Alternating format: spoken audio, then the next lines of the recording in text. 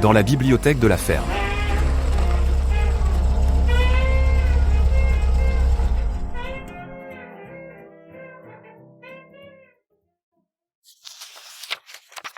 En matière de conclusion, réalité historique et réalité présente. L'erreur, nous dit Fernand Braudel, serait d'imaginer le capitalisme comme un développement par phase ou par bonds successifs.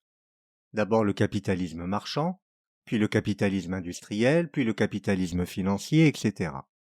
Avec, bien entendu, un progrès continu d'une phase à l'autre. Le vrai capitalisme commençant tard, avec sa mainmise sur la production. Avant lui, il ne faudrait parler que de capitalisme marchand, voire de pré-capitalisme. En fait, nous avons vu que les grands marchands de jadis n'étaient jamais spécialisés, qu'ils pratiquaient indifféremment, simultanément ou successivement, le commerce, la banque, la finance, la spéculation boursière, la production industrielle, qu'elle soit à domicile ou dans les manufactures. L'éventail marchand, industriel et bancaire, c'est-à-dire la coexistence de plusieurs formes de capitalisme, se déploie déjà à Florence, au XIIIe siècle, et à Amsterdam, au XVIIe, et à Londres, dès avant le XVIIIe. Au début du XIXe siècle, le machinisme a fait sans doute de la production industrielle un secteur de grand profit, et le capitalisme s'y est donc massivement rallié. Mais il ne s'y cantonnera pas. Quand en Angleterre, les profits du coton sont tombés, les capitaux qui ont été accumulés sont allés vers d'autres industries, notamment celles de l'acier et des chemins de fer. Et plus encore, il y a eu recours au capitalisme financier, à la banque, à la spéculation boursière qui était plus active que jamais, et au grand commerce international, mais aussi au profit de l'exploitation coloniale, aux emprunts de l'État, etc.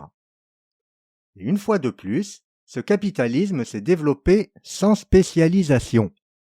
Les Wendel en France sont maîtres de forge, banquiers, drapiers dans les Vosges et fournisseurs d'équipements militaires pour l'expédition d'Alger en 1830. En réalité, ne nous y trompons pas. État et capital, ou du moins un certain capital, celui des grosses firmes et des monopoles, font bon ménage, aujourd'hui comme hier. Et le capital, sous nos yeux, tire assez bien son épingle du jeu. À l'État, il a laissé, comme jadis, les tâches peu rémunératrices ou trop dispendieuses, comme l'infrastructure des routes, des communications, l'armée, etc. Je pense, nous dit Fernand Braudel, quitte à me tromper du tout au tout, que le capitalisme ne peut pas s'effondrer de lui-même, par une détérioration qui serait endogène. Il faudrait, pour un tel effondrement, un choc extérieur d'une extrême violence et une solution de remplacement crédible. Le poids gigantesque d'une société et la résistance d'une minorité dominante sur le qui-vive, dont les solidarités sont aujourd'hui mondiales, ne se basculent pas aisément avec des discours et des programmes idéologiques ou des succès électoraux momentanés. Toutes les victoires socialistes de par le monde ont bénéficié d'un choc extérieur et de violences exemplaires. Nous avons vu quel a été ordinairement le rôle des crises dans l'Europe pré-industrielle. Ce rôle consiste à faire disparaître les petits à l'échelle capitaliste, les entreprises fragiles qui ont été créées au moment de l'euphorie économique ou, au contraire, les entreprises vieillies. Donc, cela consiste à alléger la concurrence et non la renforcer, et à concentrer l'essentiel des activités économiques entre quelques mains. De ce point de vue, rien n'est changé aujourd'hui. Au niveau national comme au niveau international, il y a eu une redistribution des cartes, une nouvelle donne, mais au profit des plus forts. Et je suis d'accord avec Herbert Marcuse quand il affirmait « Les crises sont essentielles pour le développement du capitalisme. L'inflation, le chômage, etc. favorisent la centralisation et la concentration du capitalisme. »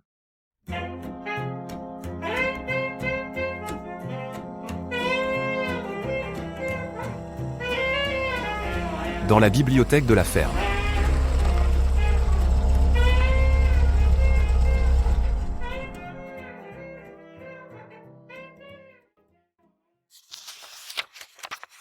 Alors voyons maintenant les rapports entre le capitalisme et l'économie de marché. C'est sur le plan politique avant tout que la différence entre le capitalisme, sous ses diverses formes, et l'économie de marché prend sa pleine signification. Pour moi, nous dit Fernand Braudel, cette distinction est indubitable. La grande montée capitaliste a sans doute été décrite, même par Marx, même par Lénine, comme éminemment et sainement concurrentielle.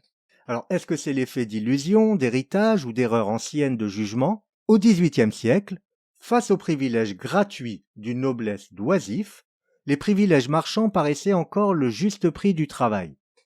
Au XIXe siècle, après l'ère des grandes compagnies à monopole d'État, du genre des compagnies des Indes par exemple, la simple liberté marchande a pu sembler synonyme de vraie concurrence. D'autre part, la production industrielle, qui n'est toutefois qu'un secteur du capitalisme, la production industrielle donc, relevait souvent de petites entreprises, qui étaient soumises largement à la concurrence, aujourd'hui encore. D'où l'image classique de l'entrepreneur, serviteur du bien public, qui traverse tout le XIXe siècle, en même temps que se célèbrent les vertus du libre-échange et du laisser-faire. L'étonnant, c'est que de telles images soient encore présentes dans le langage politique et journalistique, dans la vulgarisation et dans l'enseignement de l'économie, alors que le doute s'est déjà introduit dans les discussions des spécialistes, et cela dès avant 1929.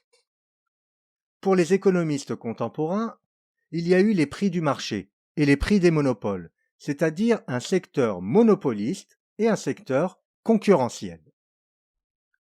Alors, se demande Braudel, est-ce un abus de parler d'économie de marché pour désigner ce que certains nomment aujourd'hui secteur concurrentiel? Au sommet sont les monopoles. Au-dessous, la concurrence réservée aux petites et médiocres entreprises. Le capitalisme est de plus en plus un superlatif. Ainsi, en France, quand s'élève la vindicte contre les trusts, contre les multinationales, elle vise haut et elle vise juste. La boutique où j'achète mon journal, elle ne relève pas du capitalisme. En relève seulement la chaîne, quand chaîne il y a, dont dépend la modeste boutique. N'en relève pas non plus les ateliers artisanaux et les petites entreprises indépendantes, ce que l'on appelle parfois en France les 49, parce qu'elles ne veulent pas, vu les conséquences syndicales et fiscales, atteindre le chiffre fatidique des 50 employés. Ces petites entreprises, ces unités minuscules, sont légion. Mon propos, nous dit Fernand Braudel, est donc seulement de signaler qu'il y a une marge inférieure, plus ou moins épaisse de l'économie, appelez-la comme vous voudrez, mais elle existe et elle est faite d'unités indépendantes. Alors, ne dites pas trop vite que le capitalisme est l'ensemble du social, qu'il enveloppe nos sociétés entières. Les petites unités économiques, les petites entreprises, ne peuvent pas être placées dans la catégorie du vrai capitalisme. Ce n'est juste ni sur le plan social, ni sur le plan de la gestion économique. Enfin, il faut ajouter que le secteur concurrentiel ne saisit pas, quant à lui, tout ce que le capitalisme des hauteurs a laissé de côté, ou même abandonné.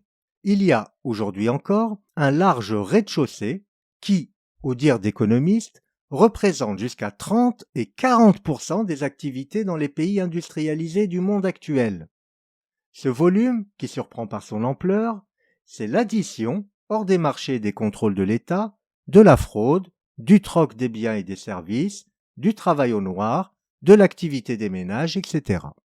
Il y a, pour parler bref, une dialectique vivante du capitalisme, et elle est en contradiction avec ce qui, en dessous de lui, n'est pas le vrai capitalisme. On dit bien que les grandes firmes tolèrent les petites entreprises. Elles le voudraient qu'elles n'en feraient qu'une bouchée. En fait, les firmes colossales ont besoin des plus petites unités qu'elles-mêmes.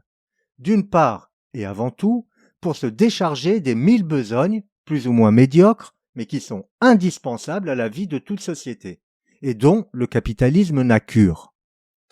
Et d'autre part, telles les manufactures du XVIIIe siècle qui s'adressaient sans fin aux ateliers artisanaux répandus autour d'elles, les grandes firmes confient certaines besognes à des sous-traitants qui leur livrent des produits finis ou semi-finis. La puissance créatrice du marché, pour l'économie, elle est non seulement une richesse de base, mais aussi une position de repli durant les périodes de crise, les périodes de guerre ou les pannes sérieuses de l'économie qui exigent des changements structurels. Le rez-de-chaussée, qui n'est pas paralysé par la lourdeur de ses équipements et de son organisation, est toujours apte à prendre le vent. Il est la zone des sources, des solutions impromptues, des innovations.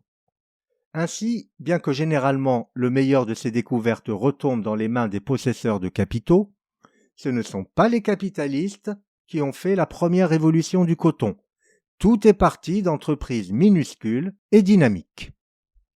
Finalement, admettre sans réticence la distinction entre économie de marché et capitalisme ne devrait-il pas éviter le tout ou rien, celui que nous proposent immuablement les hommes politiques, comme s'il était impossible de conserver l'économie de marché sans laisser toute liberté au monopole, ou qu'il était impossible de nous débarrasser de ces monopoles sans nationaliser à tour de bras.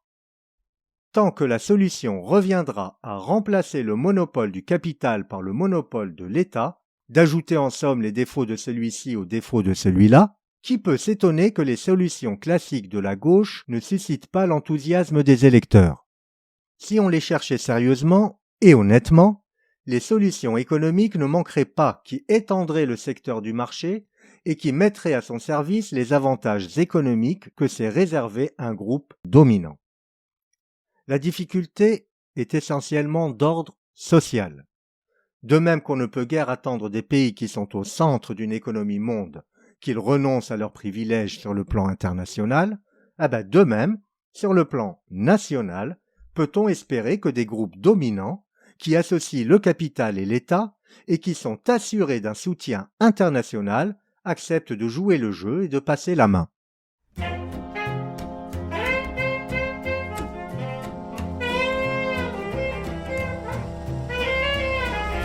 Dans la bibliothèque de la ferme.